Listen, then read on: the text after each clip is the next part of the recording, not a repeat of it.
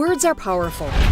They can shape our ideas, perceptions, and attitudes.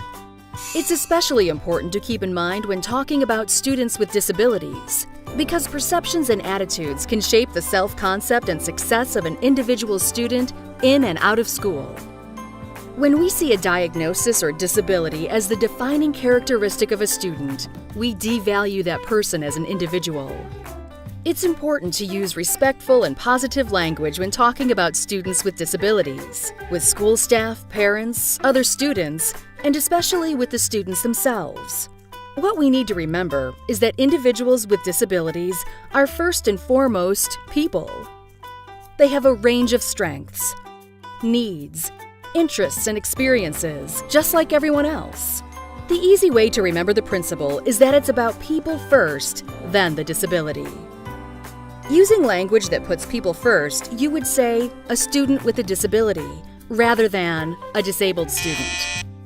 It's also important to acknowledge the diversity of individuals with disabilities and not assume that people with similar disabilities will have similar personalities, abilities, and interests. Just like gender, ethnicity, and other traits, a disability is simply one of the many natural parts of being human. You may need to talk about a student's disability when discussing specialized supports and services, or when working with specialists. However, most of the time in the community, at school, and with families, it may be unnecessary to refer to disabilities at all. It may be more helpful to describe what the student needs with the same everyday language you would use for any student. Avoid language that encourages stereotypes or puts people into categories, such as the disabled or the handicapped.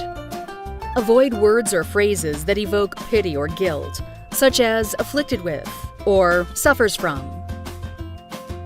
And as much as possible, use everyday language rather than medical terminology.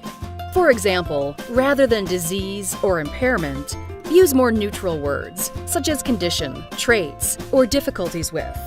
Respectful and positive language can make a world of difference in the attitudes of school staff working with students with disabilities and in the individual life of a student with a disability, today and for years to come.